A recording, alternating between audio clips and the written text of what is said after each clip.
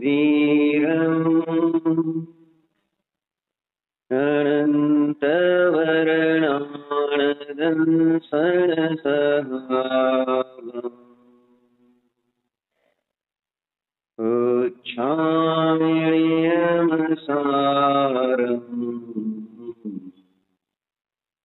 केवली सुरकेवली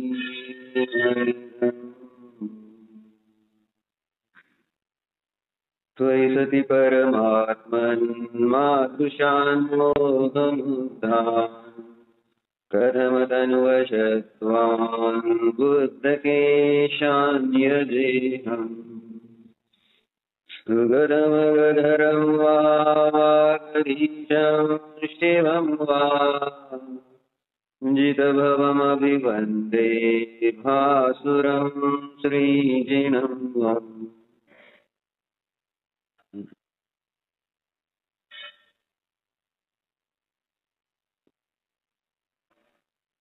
जितभवमभिवन्दे त्यांना माझं अभिवंदन. कोणाला कोणाला? ज्यांनी जिंकलेलं आहे. कोणाला?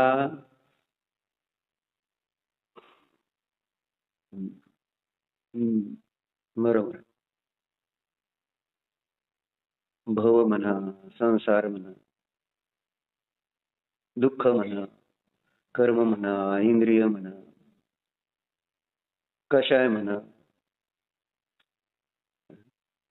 जे जे संसाराला कारणभूत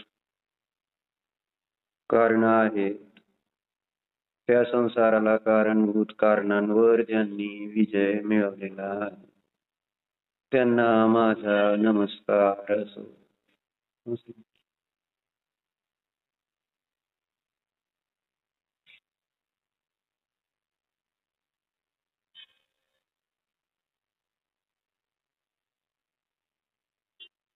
कारण मला पण काय, मला पण दुःखावर विजय मिळवायचा आहे, म्हणून मी तुम्हाला नमस्कार करतो. उगच नको, उगच नाही, प्रयोजनाशिवाय नमस्कार करून उपयोग होणार नाही. डोक्यात ठेवलं पाहिजे, धारणेमध्ये हे असलं पाहिजे की मला संसाराचा काही केलं तरी नाश करायचाच आहे. असं आहे. करायचा आहे ना नाश वीरूबाई? आता तर हा करायचा, तुम्ही विचारले, खरोखर करायचा आहे.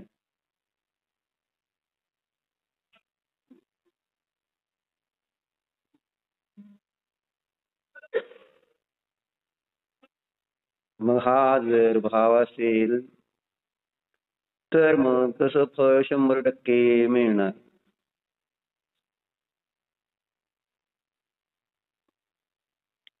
जशी भावना असणार तसं फळ मिळतंय.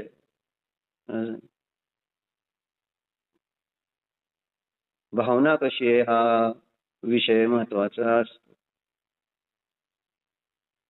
कार्य कोणतं करताय हा विषय गौण आहे. तशी चर्चा इथं दान शासनमध्ये वासपूजाचार्यांनी घेतली. भावना कशी, भावनेनुसार फळ असतं. म्हणून त्याने एक उदाहरण घेतलं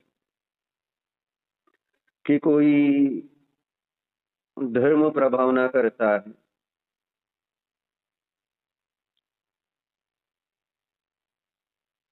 तब कोई म्हणजे कोणी एक जीव धर्माची प्रभावना करतो आहे. धर्माची प्रभावना कशा कशा प्रकारे केली जाते? देवपूजा देवदर्शन ही एक धर्म प्रभावनेचं साधन आहे. आपण एक धर्म प्रभावनेचं अंग बनतो जेव्हा आपण मंदिरात दर्शनाला येत असतो तेव्हा. लोक आपल्याकडे बघतात, कधीतरी विचारतात, आपल्याकडं मंदिरात जाताय म्हटल्यावर एक आदर भाव सहज निर्माण होतो. धर्म चांगला आहे असं आणि आपलं वागणं चांगलं आहे मंदिरात जातो म्हटल्यावर मग आपोआपच आमचं ते देवदर्शन प्रभावनेचं कारण दिसतं. आपल्या देवदर्शनाने आपल्या जीवनामध्ये सुख समृद्धी दिसते. तेव्हा लोक त्या सुख समृद्धीला बघूनच काय करणार आहे ना, हे देवदर्शनाला जाते म्हणून यांच्या घरात सुख समृद्धी दिसते. आपण पण जाऊया असे साधारण लोक विचार करतील का नाही करणार. असं ही देवदर्शनाची प्रक्रिया सुद्धा धर्म प्रभावनेचं साधन आहे. काय मग देवपूजा तुम्ही कशी करता. दिव्य द्रव्याने केली तरी सुद्धा प्रभावना होणार आहे. चांदी सोन्याच्या वस्तू घेऊन चंदन वगैरे चांगलं इंद्रासारखं बनून तसं पण एक श्लोक इथं आलेला आहे की पूजा कशी करायला पाहिजे. म्हणजे काय लिहिलंय शीर्षक तुझं, पूजा करण्यायोग्य कोण असतो असं एक जिन पूजन उत्सव के लिए कौन योग्य है असंही सांगितलं. मग त्यांनी सांगितलं जो षोडश आभरण को धारण कर. षोडश आभरण कोणते आहेत. षोडश म्हणजे 16 आभरणाला धारण करून असं काय 16 भावना दर्शन विशुद्धी बरोबर आहे का. 16 प्रकारचे दागिने येतो आभरण म्हणले की 16 प्रकारच्या आभरणाने युक्त दागिन्यांनी युक्त असं इंद्र जसा जातो तसं ते अपेक्षेने म्हणतात. बघितलं जातं ना मुकुट घातलाय ते एक आभरण आहे. तुम्ही कुठं निघाला कोणता उत्सव करायला निघाला रोज यायला पाहिजे ना मुकुट घालून मंदिरात पूजेला. इंद्र हे इथं सांगितलेलं जो षोडश आभरण को धारण करे वही जिन पूजन करने के लिए योग्य है असं इथं दिलंय. तोच त्या जिन पूजा करण्यास पात्र योग्य आहे. व्यवहाराने काल परवा पण चर्चा केली नाही परवा दिवशी प्रभावना करायला पाहिजे मंदिराची. मंदिर आपण आपलं बाह्य वैभव सुद्धा आणि भाव जर विशुद्ध असल्यानंतर बाह्य गोष्टी पण आपोआपच चांगल्या चांगल्या पद्धतीने होऊन जातात आपल्या परिणामाला अनुसरूनच असं सांग. वेगवेगळ्या पद्धतीने आहे. तुमचे परिणाम विशुद्ध झाले तर म्हणणार की आता काय नाही पांढरी साडी साधं धुतलेलं वस्त्र सुती वस्त्र घालून वीतराग भावनेने वीतरागतेच्या दरबारात या आणि सुरुवातीला म्हणणार तुम्ही असं आवड ज्याची आहे तसं ना क्रम आहे हो बालवाडी पहिली दुसरी असा क्रम असतो. तुम्ही डायरेक्ट पुढे उडी मारली तर आवडत नाही ना म्हणून तर मग डायरेक्ट तुम्हाला म्हणलं नाही उद्यापासून धुतलेली पांढरी साडी सुती घालून यायची आवडते का. आणि सांगतोय पण मी असं काही सांगत नाही असं नाही. पण तुमची व्यवहारातली व्यवस्था दिसताना कशी दिसते त्याच्यावरून आम्हाला अजून आवड आहे तर घाला ना मग 16 प्रकारचे दागिने घाला असं सांगितलं. मी कोण म्हटलं इथं मस्त म्हणजे करायचं तर मग फुल काय करायचं फोर्स फुल म्हणजे सगळं ताकद लावून मग ते करायला पाहिजे ना. काय म्हणायचं बरं उत्साह जुनोत्सव उत्साह आवडते ना तुम्हाला रंगीत साड्या घालायला तर घाला ना. इंद्राणीच बनून जायचं मग असं नाही अर्धवट नाही नटायचं. म्हणजे जसं लग्नाला नटतं का नाही तसं अगदी पूर्ण नटूनच यायचं. मग काय त्याच्यात कमतरता नाही ठेवायची. वाटलं पाहिजे काहीतरी कार्यक्रमाला चालले आज जर इकडं नाही तिकडं नाही असं होतं ना कुठलंच कार्य होईना. उत्साह कुठल्याच पद्धतीने येत नाही. दोन्ही बाह्य साधनं उत्साहाचीच आहेत उत्सवाचीच आहेत. वितरागतेनं आला तरी त्याच्यामध्ये उत्साह आणि उत्सव असेल आणि तुम्ही नटून आला तरी उत्साह उत्सव असू शकतो. म्हटलं ना आमचे परिणाम महत्वाचा आहे आपला भाव. आपण कुठपर्यंत आलेलो आहोत आपली वितरागता किती वाढलेली आहे. वितरागता वाढवायची नाही असं नाही पण नाही आपल्याला अजून असे भाव होतेच नटायचे वगैरे लग्नाला, मग मंदिरात येताना नटा, काय बिघडत नाही. पण प्रॉपर आहे ना, सगळे 16 दागिने घालायचे असं सांगितलं, एक पण कमी करायचा नाही, व्यवस्थित. मी आज दिनोत्सवाला इंद्राने बनवून इंद्र बनून म्हणून कायम इंद्राची स्थापना करूनच पूजा महोत्सव साजरा केला जातो. अव्रतीला तसंच करायला पाहिजे. जर माझ्याकडे व्रत नाही ना, अव्रतीने इंद्रासारखंच केलं पाहिजे, कारण इंद्र अव्रती असतो. स्वर्गातले देव अव्रतीच असतेत नियमानं, त्यामुळे त्यांना तशा प्रकारचा उत्सव करायला, आणि त्या उत्सवाने थोडंच पाप बंद होणार आहे. इंद्राला पाप बंद होतो. इंद्र तद्भव मोक्षगामी, इंद्राने तद्भव एक भव अवतारी, सॉरी तद्भव नाही, एक भव अवतार. इंद्र तिथनं खाली येतो आणि मोक्षाला जातो, त्याची इंद्राणी खाली येतं आणि मोक्षाला जातो. मनुष्य पर्याय धारण करते आहे ना, आणि तिथं योग्यता आल्यावर जिन दीक्षा धारण करून शुक्ल ध्यानाद्वारे कर्माचा नाश करून मोक्षाला जातो. मग उत्सव इंद्राने कसा केला, किती मोठा उत्सव केला जातो इंद्राद्वारे पंचकल्याणकाच्या प्रत्येक कल्याणकामध्ये, गर्भ कल्याणकापासून ते मोक्ष कल्याणकापर्यंत प्रत्येक कल्याणक त्याच्यामध्ये एकदम त्या इंद्र आपल्या सर्व वैभवाचं वाचण्यासारखं आहे ते वैभव. किती मोठं वैभव त्या इंद्राचं, आणि त्या वैभवाने संपन्न हो तो उत्सव साजरा करतो. म्हणून अव्रती अवस्थेमध्ये तसंच पूजा करावी असं माझं मत. कोण कोण अव्रती आहे सांगायचं. आता शोभा केला नाही करता येणार तसला उत्सव, सांगून ठेवते. तुम्ही म्हटला मी कसलं करते, 16 दागिने घालून, तुम्हाला परमिशन नाही, तुम्ही प्रतिमा घेतली बरोबर, ज्यांनी प्रतिमा धारण केलेली नाही त्यांना असा उत्सव साजरा करा असं सांगायचं. बघा आता कसं करतात, आवडते तर करायला काय अडचण.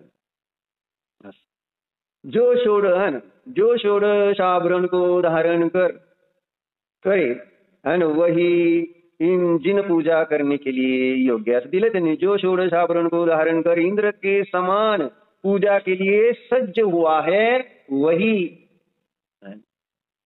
जिन पूजा करने के लिए योग्य है. दुसरं सांगितलं, पूजन सामग्री लाने ले जाने के लिए समर्थ हो. पूजन सामग्री जी आहे जिन महोत्सवामध्ये अनिवार्य आवश्यक, श्रावकाला द्रव्य सामग्री बाहेरची आवश्यक आहे, त्याच्याशिवाय उपयोग लागत नाही हो आमचा.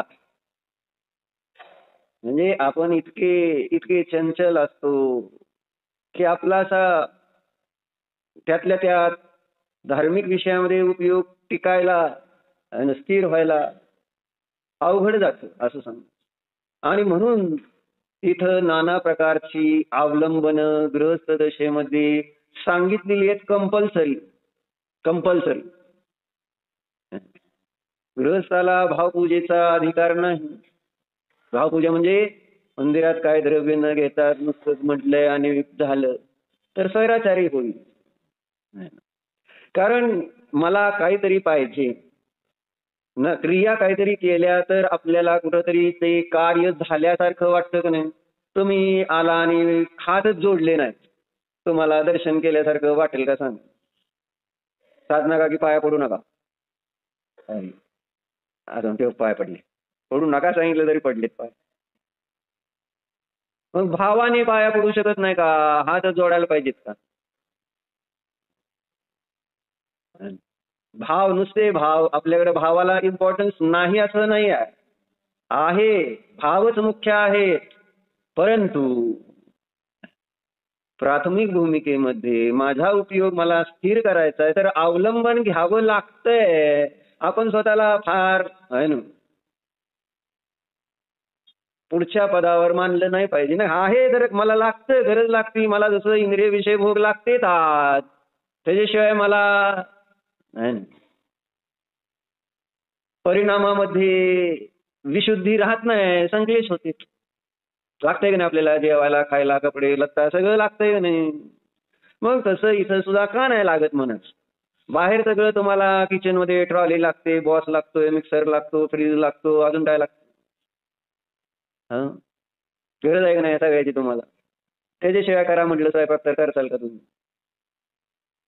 गरज आहे आपल्याला, अवलंबन आवश्यक आहे. मग मंदिरात का नाही अवलंबन घ्यायचं, मंदिरात काय एवढं आहे ना उदासीनतेने उदासीनता म्हणजे असं काय आपल्याला इथं महत्वाचं वाटतंय काय? जसं काल पूजन होतं. वीरूबाई तुम्ही आलता काल पूजेला? बघून गेला का तुम्ही पूजा चालली ती? पूजेमध्ये काय असतं? आता अभिजित तोंड लपवते ती गोष्ट वेगळी आहे ना, कारण त्यांनी एक डायलॉग काल मारलेला आहे, ती मी सांगणार नाही, सांगू नका म्हटलं मला. आहे ना? पूजन किती कॅज्युअल आहे पूजनला. मग आम्ही देवाला मानलं कुठं? पहिल्या स्टेपमध्ये तुम्ही चुकलेला आहात, मग पुढचं गणित बरोबर सुटणार कसं सांग? कारण हे कोणाचं चाललंय? शास्त्र कोणाचं ऐकताय? त्या देवाने सांगितलेलं शास्त्र, मग त्याची मला किती महिमा यायला की इतकं भारी की जे मला ऐकल्यानंतर शांती मिळते, आनंद मिळतो, माझं अज्ञान दूर होतं, माझा मोह दूर होतो, माझं दुःख दूर होतं, अशी ही जिनवाणी आहे ना. मग जिनांचीच महिमा नाही तर जिनवाणीची महिमा कशी येईल सांगा? आपण मग कृतज्ञ म्हटले जाणार नाही का? जर मी त्यांच्या गुणांचं गुण हे भगवान आहे ना, तुमच्यामुळं मला माझं अज्ञान दूर करता आलं, मला सम्यक दर्शन प्राप्त झालं, मला मोक्ष मार्ग प्रगट झाला आहे ना, तुम्ही महान आहात, असं त्यांचं कौतुक करायला नको? व्यवहारात जर म्हणून म्हटलं ना, आपण बघितलं जर आपण एखादं घर बांधलंय, फर्निचर चांगलं केलंय, सगळं केलंय आणि तिथं येऊन तुमचं त्या फर्निचर घराचं काही कौतुक झालं नाही तर तुम्हाला चांगलं वाटतंय का? तुम्ही एखाद्याला चांगलं खाऊ पिऊ घातलंय आणि त्याने तुमचं कौतुक केलं नाही, चांगले आहेत म्हणून, तर तुम्ही एखाद्याला मदत केली, दान दिलंय आहे ना, तेव्हा तिथं सेवा केली तर तुमचं कौतुक व्हावं असं तुम्हाला पण वाटत नाही व्यवहाराने? भगवंतांना नाही वाटत हा त्यांचा विषय आहे, पण आहे ना मला वाटतंय म्हणण्यापेक्षा ज्याची आपण आहे ना ही केली तर त्याला ती कृतज्ञता व्यक्त केली पाहिजे का नको? की तुम्ही चांगले आहात म्हणून. सज्जन पुरुष जे असतात ते नेहमी कृतज्ञता व्यक्त करतात. त्याच्यामध्ये त्यांनी तो दृष्टांत पण दिलेला आहे. वासुपूजाचार्यांनी आपण ते ऐकलेलं आहे की मला एकदा कोणी गाडी खाली येता वाचवलं रस्त्यावरून जाताना, तर आपल्याला अनोळखी त्या मनुष्याबद्दल किती कृतज्ञता येते की एकदा एका जन्मामध्ये माझे प्राण वाचवले. एकदा प्राण वाचवले तर त्याच्याबद्दल आपण किती कृतज्ञ होणार सांग? त्याला कुठं ठेवून कुठं नको असं करणार का नाही? एकदा मला गाडी खाली येता वाचवले, माझे प्राण वाचवले.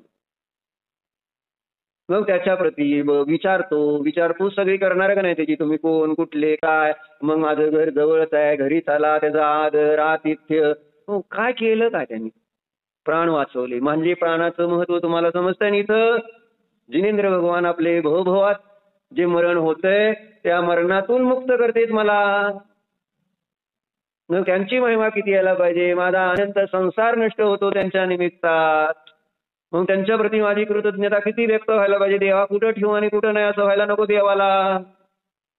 देवाची महिमा आपल्या विचारामध्ये किती यायला पाहिजे? कारण आता मी जे मरतोय, प्रतिसमयाला मरतोय ना, प्रतिसमयाला दुःख आहे, या जन्मात मरायचं, पण माझी मरणाची भीती नष्ट करतात देव. तू मरणारच नाही, तू अनादि अनंत एक जन्म मरण रहित असा जीव आहे, असं आपल्याला आपलं अज्ञान दूर करतायत का नाही? मग आपला कॉन्फिडन्स वाढतोय. त्याचं नाव सम्यक दर्शन, की मी मरतच नाही, मला जन्म नाही, मृत्यू नाही, मी शरीर नाही, अशा किती चांगल्या चांगल्या गोष्टी आपल्याला सांगितल्या देवाने.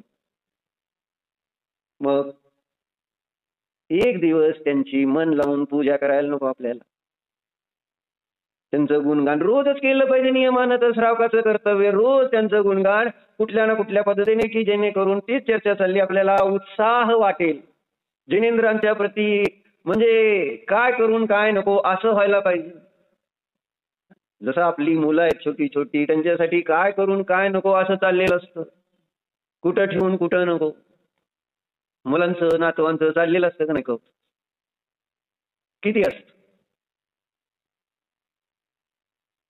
काय केलेलं असतं त्या मुलांनी तसं बघितलं तर? काहीच नाही.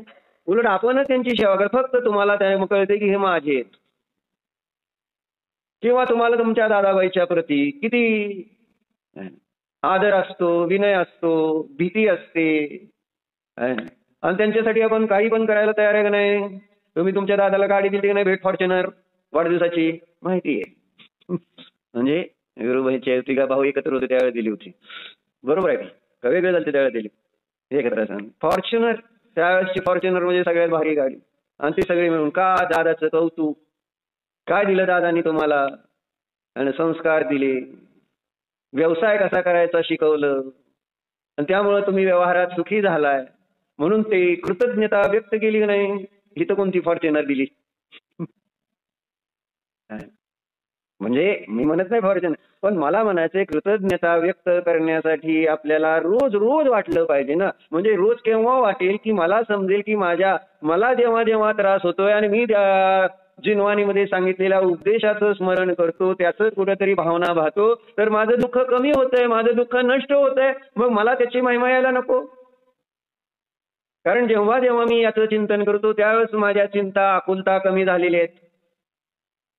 मग ही जिनवाणी ज्यांच्याद्वारे सांगितली गेली त्यांची महिमा किती यायला पाहिजे, मग त्या उत्सवामध्ये किती उत्साह पाहिजे.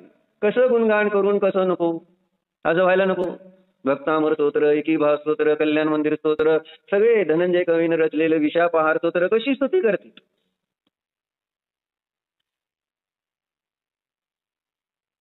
म्हणजे मला स्तुती करणं शक्य नाही असं म्हणते का नाही, पण तरी सुद्धा त्या भक्तामरमध्ये 6वा श्लोक येतो नाही, कोणता आहे? अल्पश्रुतं श्रुतवतां परिहास धाम त्वद्भक्तिरेव मुहुरी कुरुते बलान् माम् यत्कोकिल किल मधौ मधुरं विरौति तच्छामृचारुकलिकानिकरैकहेतु. अभिजी सांगा काय अर्थ? काय नाही, म्हणायचं तर रोज आहे, पण कधी एकदा सुद्धा बाबा आपण त्याचा अभ्यास करावा. काय म्हणतोय आपण? नाहीतर नुसतं एक हा भक्तांवर एकीभाव सूत्र आम्ही तिघं घरात बसून म्हणतो संध्याकाळी, आहे ना, पण एकदा बिचाराने विचारलं नाही की याचा अर्थ काय. रूढी पूर्ण केली एकीभाव सूत्र भक्तांवर स्तोत्र करते ती एक बरं आहे, पण त्याच्यातनं विशुद्धी काय झाली काय? म्हणजे ते जे मानतुंग आचार्यांच्या जेव्हा आपण ऐकतो 48 कुल्प तुटली, सगळ्या बेड्या तुटल्या, कितीतरी मोठा चमत्कार त्या भक्तांवरचा, आजकाल किती मंदिरं बांधायला लागली त्याच्या निमित्तात, तो गौण विषय आहे. म्हणजे ती भक्ती ते तशा प्रकारचं व्यवहारातलं कार्य होऊन जाईल, पण आपल्याला ती विशुद्धता तर व्हायला नको. मग काय लिहिलंय, काय म्हणते मानतुंग आचार्यांचे परिणाम काय? अल्पश्रुतम श्रुतवताम परिहास धाम त्वद्भक्तिरेव मुखुरी कुरुते मला बलान् माम. आणि एवढं ते सांगताना हे तुम्हाला समजणार नाही म्हणून पहिल्यांदा सगळे 10-11 पर्यंत आहे ना, 12-13 आहे ना, काय 13-14-15 म्हणजे बरेच पुढे, म्हणजे जोपर्यंत अष्टप्रातिहाराची चर्चा येत नाही तोपर्यंत त्यांनी सगळी उदाहरणं देऊन समजावून सांगायचा प्रयत्न केलाय की मला तुमच्या गुणांचं वर्णन करणं शक्य नाही, किंवा मी तुमच्या गुणांचं वर्णन कसं करतोय. म्हणून उदाहरण काय दिलं तिथं? यच्छाम्रचारुकलिका निकरैक हेतू. तसंच आहे ना. त्वत्संस्तवेन काय झालं? बरं. अल्पश्रुतं श्रुतवतां परिहास धाम त्वद्भक्तिरेव मुखुरी कुरुते यत् कोकिल किल मधौ मधुरं विरौति.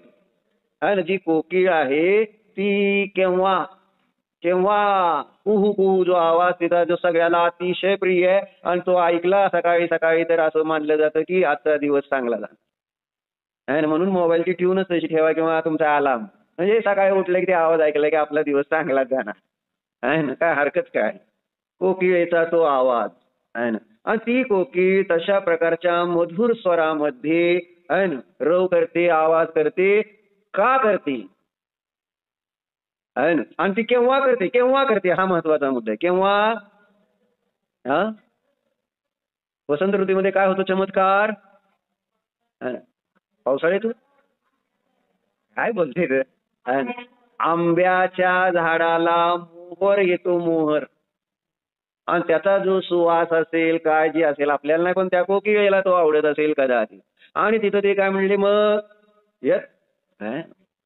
यत् कोकिल किल मधौ मधुरं विरौति तच्छाम्रचारुकलिका निकरैक हेतु.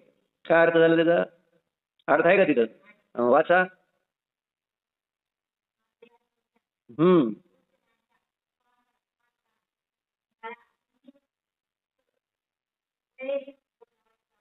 हम्म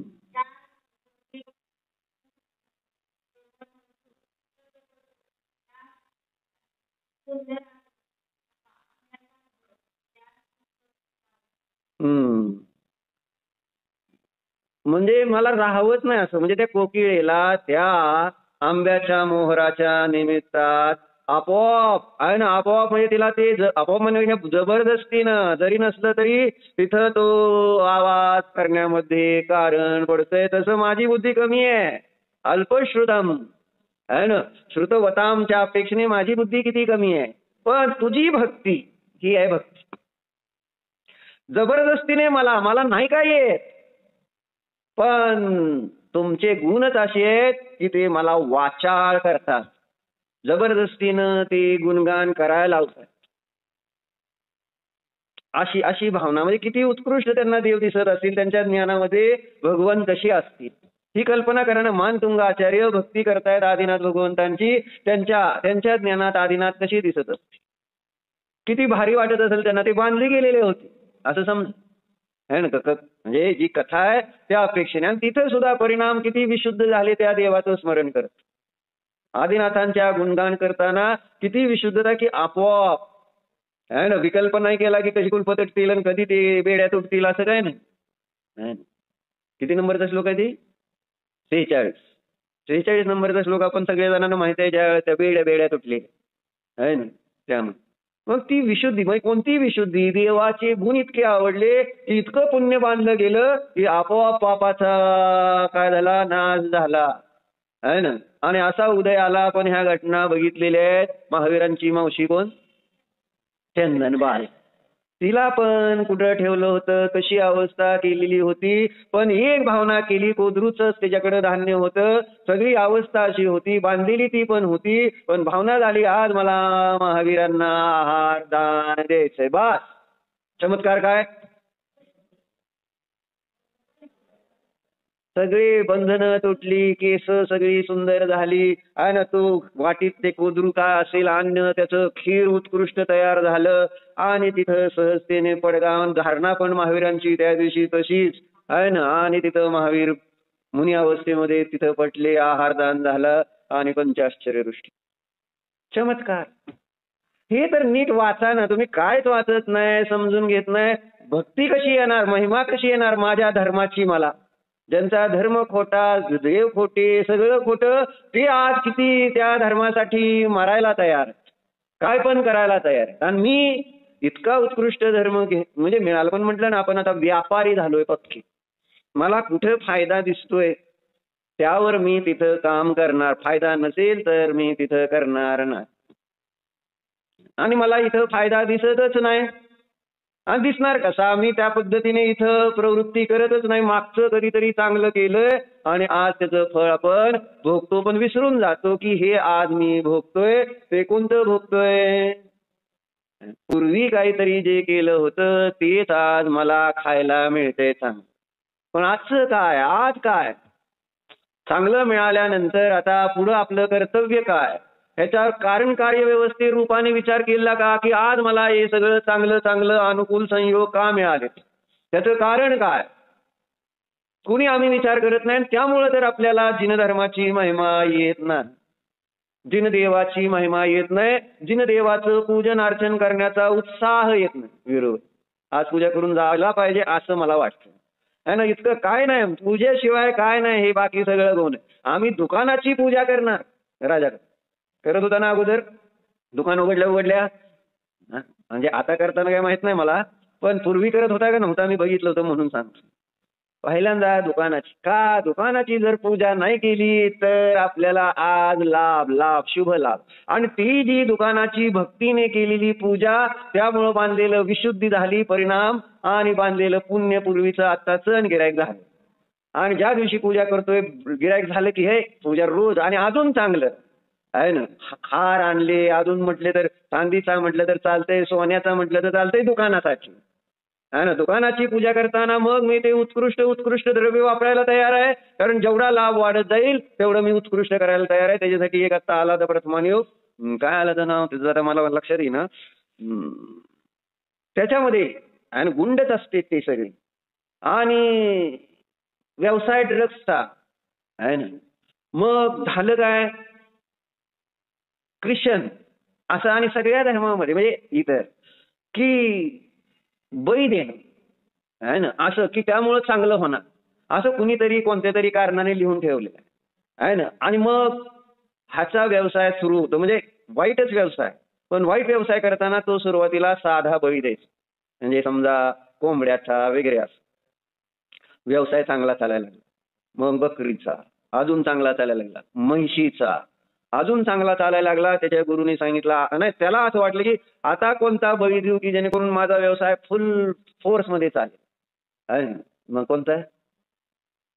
त्याच्याच मुलाचा आणि मुलीचा. बघितलं दिसतंय तुम्ही ते. काय नाव त्याचं? माझ्या लक्षात येईन. बरं असू द्या, बघतील सगळे, नाव नको सांगायला. तर तो त्याच्या गुरुने सांगितलं की जर तुम्ही तुमच्या मुलाचा बळी दिला तर तुमचा व्यवसाय चांगला चालेल. द्यायचाय का? द्यायचा काय? दिलायच. आपण दुकानात मुलाला लावलंय म्हणजे मुलाचा बळी दिल्यासारखंच आहे. म्हणजे मुलाला मारलं म्हणजे मुलाचा बळी नाही. मुलगा मंदिरात न येता दुकानाला आणि पैशाला सगळ्या त्या बाह्य गोष्टीला भोगाला महत्व देतो तर त्या मुलाचा मी बळी दिल्यासारखंच आहे. त्यांनी वेगळ्या पद्धतीने मान्यता ठेवली, आपली वेगळ्या पद्धतीची मान्यता आहे, पण बळी दोन्हीकडे दिला जातो. बरोबर आहे का अभिषेक? अभिषेकला काय अजून त्याचा पोरगाच नाही, आहे ना? वैभव बळी दिले का नाही मुलाचा? पण अभिषेक तरी येतोय, त्याच्यामुळे बळी दिलाय म्हणायचं अवघड जाईल. पण सांगायचं तात्पर्य आपण मुलांच्या बुद्धीमध्ये काय भरलं? धर्म नंतर, अगोदर अगोदर कोण? धन अगोदर, बाकी काय? मग त्यामध्ये आता मुलगा येऊ शकतो म्हणे शास्त्राला, दुकान उघड पहिल्यांदा. जर आला शास्त्राला तर 10 वाजतील आणि 10 नंतर दुकान उघडून परत बाकी 10 पर्यंतची गिरायक दुसरीकडे जातील का नाही? मग आपल्याला जेवायची पंचायत आहे सगळ्यांना. बरोबर आहे, सगळ्याला जेवायची पंचायत आहे का नाही? जर सकाळी लवकर उघडलं नाही तर सकाळचं जेवण नाही, आणि बसलो नाही तिथं दुकानात दिवसभर तर शीतल काका संध्याकाळचं जेवण नाही. प्रॉब्लेम इतके आपली अडचणी आहेत बाबा, भयंकर अडचणीत आहे आपण सगळे. असं झालं काय समज? असू द्या. चर्चा कशावरून निघाली ती आपली? चर्चा कशावरून निघाली?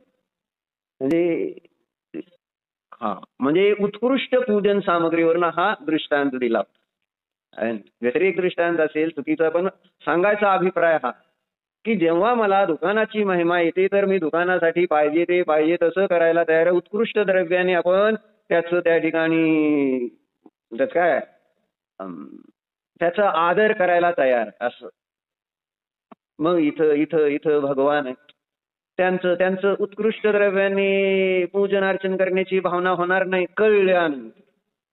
आणि ते कळण्यासाठी मला थोडंसं समजून घ्यावं लागेल, हे कोण आहेत, काय का करायचं यांचं पूजन अर्चन, यांच्यामुळं मला काय फायदा होतो. जो काही मला फायदा झालेला आहे तो केवळ त्यांच्याच मुळे झालेला. आणि ह्या गोष्टी म्हटलं ना, कृतज्ञता आपल्या ज्ञानात जर त्यांच्याप्रती आली तर मला असं म्हणावं लागणार नाही की तू त्यांची स्तुती कर, त्यांचं गुणगान कर. आज म्हणावं लागतंय पूजन कर. काय म्हणावं लागतंय? पूजन करा म्हणावं लागतं. आणि मग पूजन केलं, रेकॉर्डिंग केलं काय, मग आता प्रवचन रेकॉर्डिंग करून पाठवायचे, सगळ्याला ऐकायचं. पूजन झालं ते पण चुकून रेकॉर्डिंग झालं असं समजून चाला. मग ते पाठवायची किती अनिवार्यता वाटते, आणि किती जण ते पूजन ऐकतील सांगा? जे आपण काल पूजनाचा प्रयोग रूपस्थ ध्यान, ज्याच्यामध्ये साक्षात आपण जे ऐकतो रोज त्याची अनुभूती घेण्याचा तो प्रयोग आहे. म्हणजे हे सगळं थिअरी चालली आपली. शास्त्र म्हणजे this is theory and that was a practical. पण मी प्रॅक्टिकल मध्येच भाग घेणार नाही तर how can you become a good doctor? चांगला इंजिनियर, चांगला डॉक्टर व्हायचंय, चांगला सीए व्हायचंय ना तुला, काय तर काय करायचंय, काय नेमकी डॉक्टर व्हायचंय का सीए व्हायचंय का अजून इंजिनियर, काय व्हायचंय काय आपल्याला? सिद्धाम सांगायचं.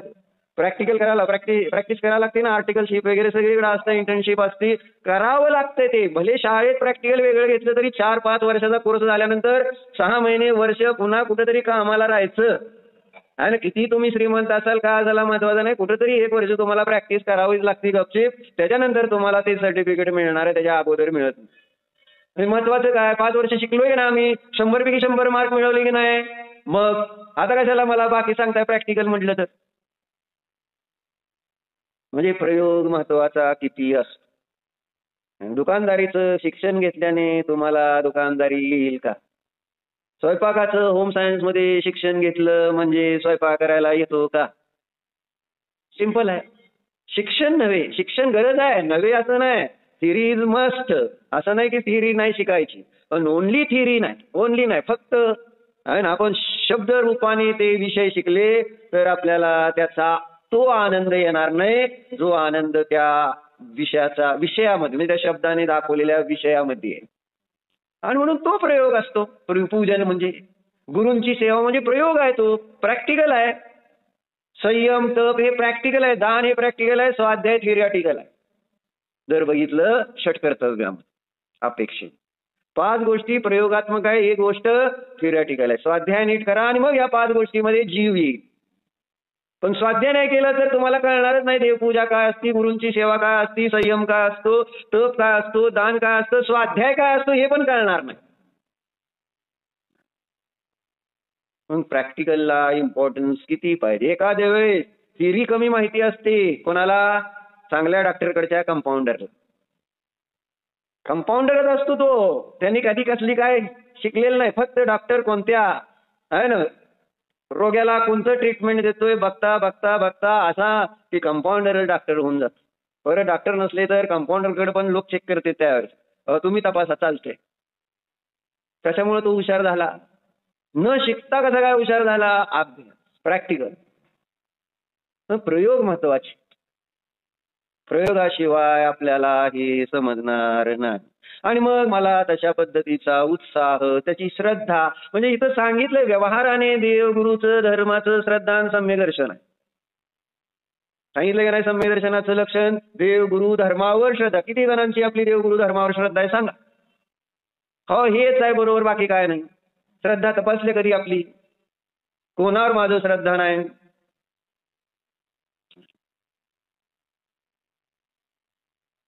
अमृत काका कोणावर श्रद्धा, देवावर श्रद्धा किती आहे.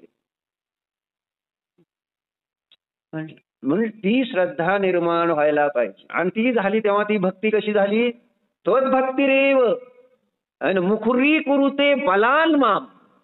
काय असेल भाव बघा. आपल्याला तर लिहून ठेवलेल्या भक्ती म्हणता येईना, भक्ती म्हणायचा अवघड जात. पण यांच्याकडून त्या भक्ती रचल्या गेल्या सहज, कारण ते गुण त्यांना गप बसू दिले नाहीत. भले ज्ञान कमी होतं असं म्हणते, माझ्यावर तेवढं ज्ञान नाही आहे पण म्हटली ही तुझी भक्ती मला गप बसू देत नाही.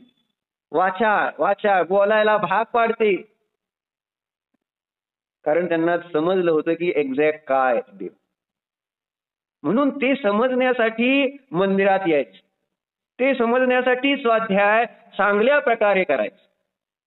कारण अनेक वेळा झालंय हे सगळं, पण अजून चांगलं चांगलं कळतंय की श्रद्धान बदललं पाहिजे अशा पद्धतीने. आणि म्हणून श्रद्धान बदलण्यासाठी पहिल्यांदा सांगितलं पूजेसाठी कोण योग्य आहे, की 16 प्रकारचे दागिने घालून येणारा पूजेला योग्य असं लिहिलं, इंद्रासारखं यायला पाहिजे डॉक्टर. तुम्ही नुसतं खोटं खोटं चंदनाचं नाम ओढताय, चंदनाचं ही लावताय सगळीकडे, खरे दागिने नाहीत का तुमच्याकडे, देवाला पण फसवायचं. उत्कृष्ट सांगते तिथं, जो है ना जिन पूजन उत्सव के लिए कौन योग्य है, वासुपूजाचार्य दान शासन मध्ये सांगते.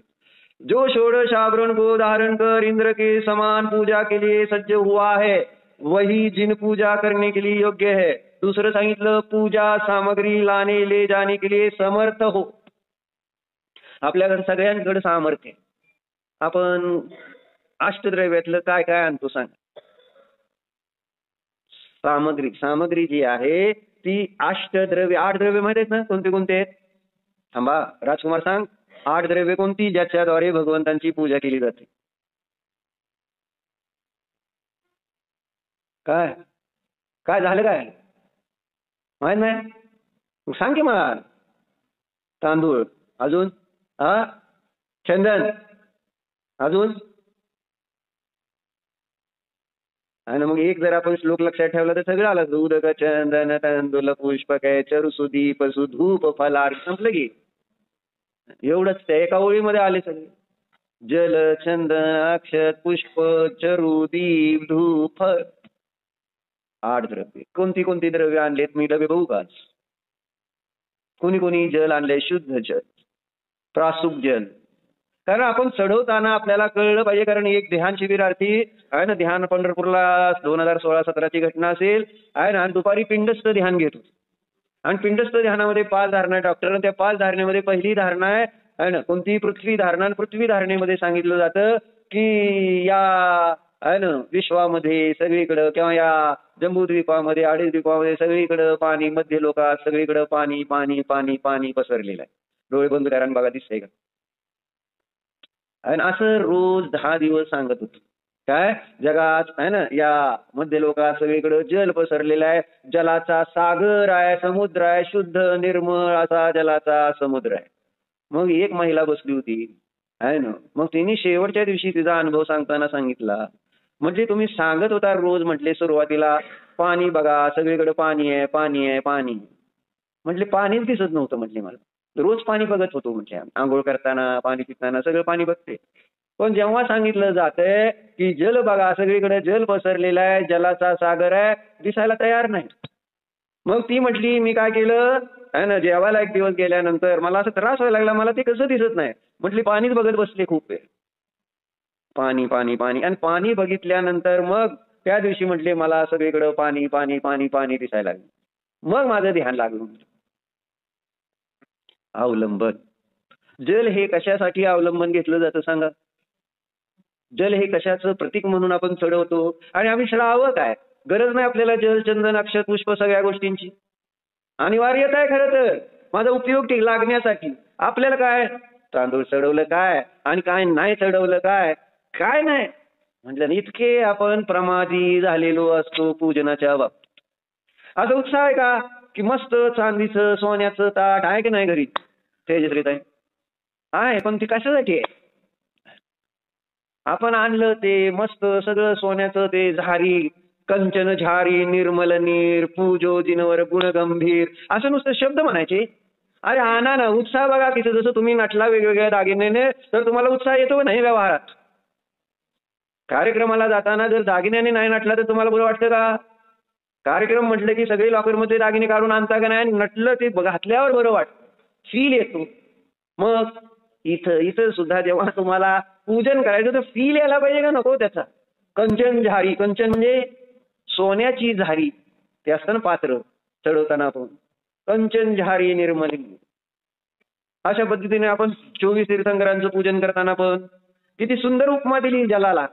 मुनी मनसम उज्ज्वल नीर पूजो जिनवर गुणगंभीर, नाही नाही काय, मुनी मनसम उज्ज्वल नीर प्रासुक गंध भरा, भरी कनक कटोरी धीर दिनी धार धरा. आता आहे का नाही, हे 2 ओळी अशा आहेत. मग काय म्हटलं, मुनीच्या मनांसारखं, मुनीचं मन किती निर्मळ, जलाप्रमाणे, म्हणजे जलाला मुनीच्या मनाची उपमा दिली. असं पवित्र जल मी घेऊन आलोय डॉक्टर, आणि अशा जलाची मी कशात घेतलं ते जल, ते गंध सुगंधित जल आहे ना, आणि ती जलाची ते कशात ठेवलंय, ते पात्र सोन्याचं कनक, धरी कनक कटोरी धीर दिनी धार धरा. कशासाठी? तर ही धार मी धरतोय ती माझ्या जन्म जरा मृत्यूचा नाश करण्यासाठी. हे व्यवहाराने प्रतीक म्हणून जल चढवलं जातंय, कारण जल स्वच्छतेचं, निर्मलतेचं, शुद्धतेचं, मल नष्ट करण्याचं प्रतीक आहे.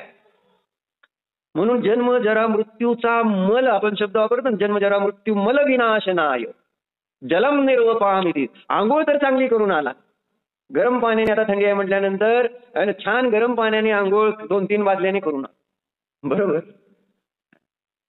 मग आम्हाला ते एक फ्रेशनेस वाटत. मग इथं जेव्हा जल चढवायचंय तर प्रयोजन सांगतायत, जन्म जरा आणि म्हातारपण रूपी जो मळ चढलाय, मळ तो धुवून टाकण्यासाठी मी हे जल चढवते. हा व्यावहारिक विचार जरी केला तर आपल्याला आनंद येईल. साधा व्यवहारिक, म्हणजे व्यवहारच मी पाळत नाही आहे, इतकी आळशी झालेलो आपण अमृतकाका धर्माच्या बाबतीत. किती आळस, म्हणजे अष्टद्रव्य सुद्धा आणायची इच्छा नाही, त्या पद्धतीनं यायची भावना नाही, आणि मग तिथं आपण त्या भावना ज्या पाहिल्या जातात, जन्मजराचा मृत्यू नाश व्हावा, माझ्या संसार तापाचा नाश व्हावा, मला अक्षय पदाची प्राप्ती व्हावी, आहे ना, काय त्याचा फायदा काय म्हणण्यामध्ये? पाहिजे आम्हाला तसलं काय असतं याच्यावर विश्वास नाही. मग हे जलचंदन आणि अक्षताचा संबंध कुठं येतो? अडचण इथे. म्हणून इथं त्यांनी सांगितलं की पूजन सामग्री लाने ले जाने के लिए जो समर्थ हो वही जिन पूजा करने के लिए योग्य है. इथं तुम्ही समजा म्हणता लगेच गरीब असेल त्याचं काय, मग त्याच्याकडे काय नाही, चर्चा, तुम्ही गरीब आहे का? म्हणजे तुमच्यासाठी तुम्ही प्रश्न विचारा. उगाच कोणाचं जे नाही आहात तुम्ही ते प्रश्न तुम्ही उत्पन्न करून तुम्हाला काय फायदा आहे? तुमच्याकडे आज आहे ना सामर्थ्य, तर त्याला अनुसार तुम्हाला प्रश्न आला तर विचार. पण माणसं तिसराच प्रश्न करायचा नाही म्हटल्यावर मग त्यांच्याकडे काय नाही, त्यांनी मग काय करायचं? मग पूजा नाही केली तर मग त्याला काय फळ मिळणार नाही असं कोण सांगतंय? असू दे ना तसा एखादा दाखवा. मग मी त्याला पण सांगतो सगळ्याला आहे, शेवटी प्रयोजन आहे सगळ्याला वरच घेऊन जायचं विशुद्धी.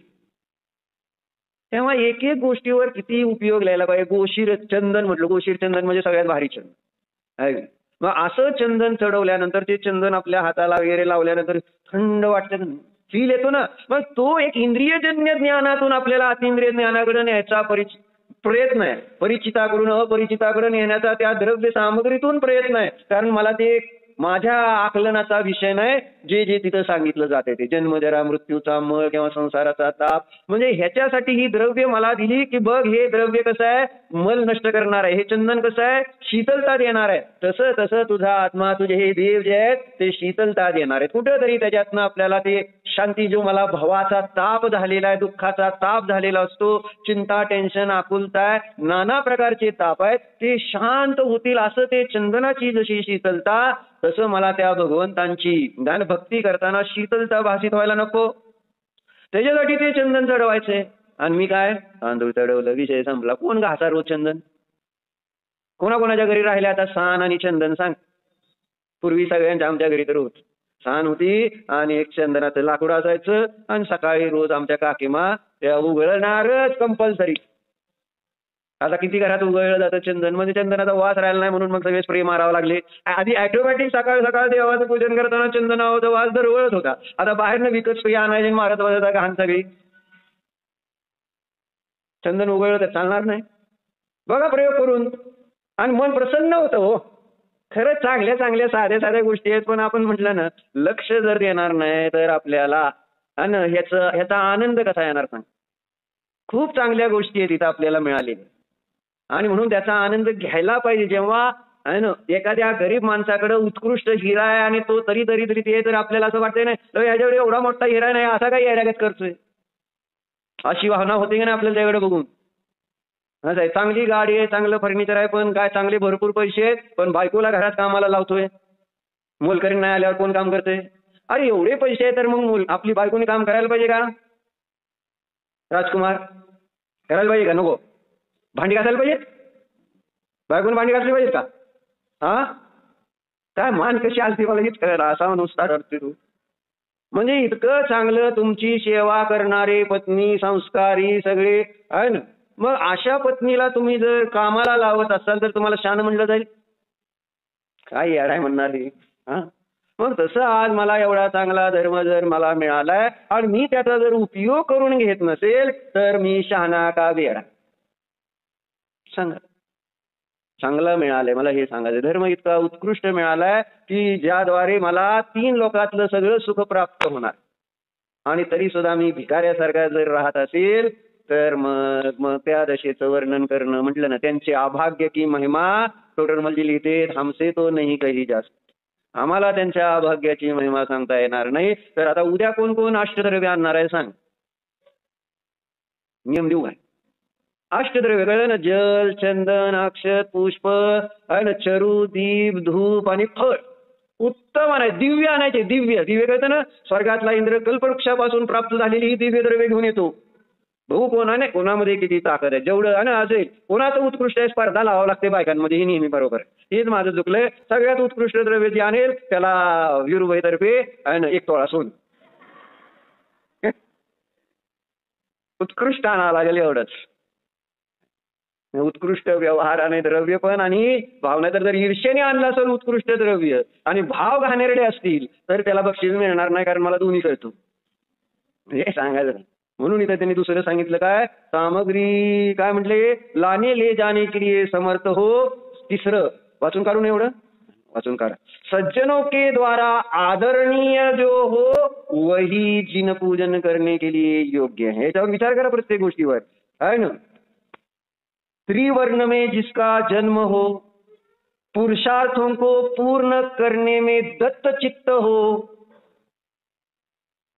ब्राह्मण हो म्हणून लिहिले, ब्राह्मण अर्थात उच्च, आहे ना. आपण सगळे उच्च ह्याच्यातले तर हे भरताने स्थापन केलेले वर्ण आणि पूजन करण्यामध्ये कोण म्हणजे योग्य आहे त्यामध्ये ते त्यांनी सांगितलं.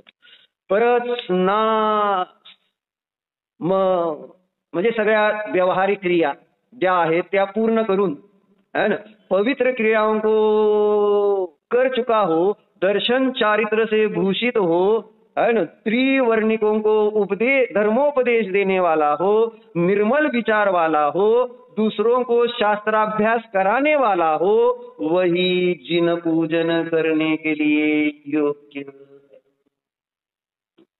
चिंतन करायचं. मग आता काय पूजन सामग्री तर पुरुष तर आणू शकणार नाही आहे ना. तर महिलांमध्ये आता उद्या काय करायचं, अष्टद्रव्याने एक दिवस पूजन करून बघा किती आनंद येतो तुम्हाला. आणि एक एक द्रव्य घेताना चढवताना त्याच्यातले जे भाव तिथं व्यक्त करताना जन्म मृत्यूचा नाश ते अक्षत आणताना सुंदर एकदम असे पांढरे आणि अखंड अक्षत चढवताना एक फिलिंग यायला पाहिजे, व्यवहाराची फिलिंग यायला पाहिजे. मग भाव का नाही उज्ज्वल होणार म्हटलं, निमित्त नैमित्तिक संबंध आहे.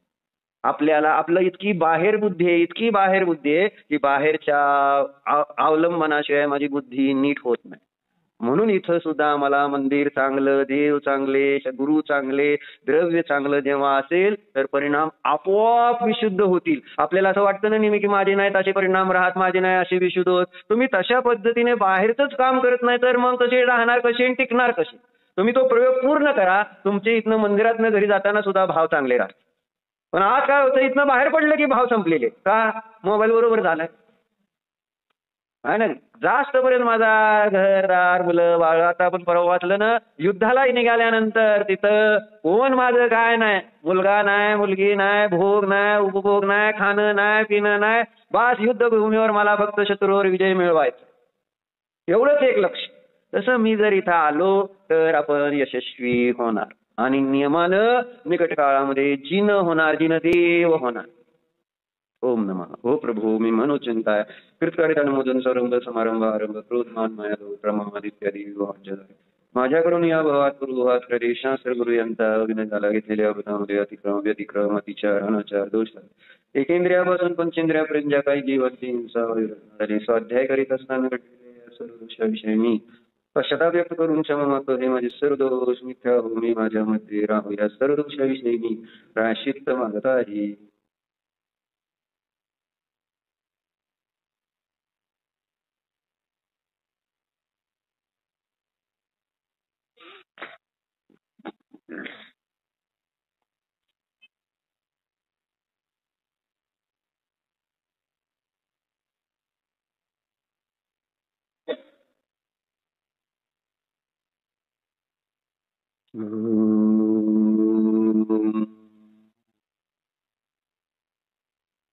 गण भव्य दिव्य अशा निज शुद्ध आत्म्याला जण स्वतःला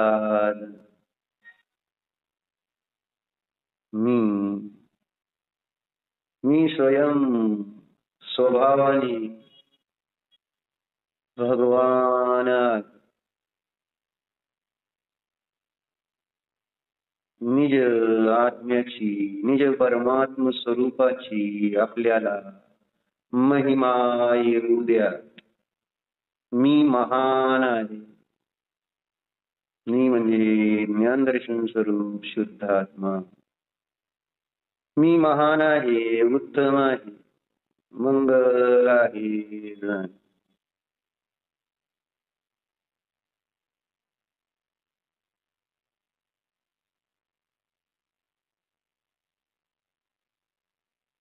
स्वानुभवाचे प्रयोग करा.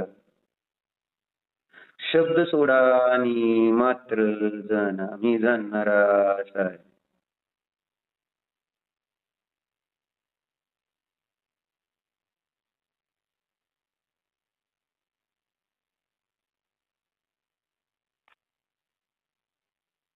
ओम विसर्जन.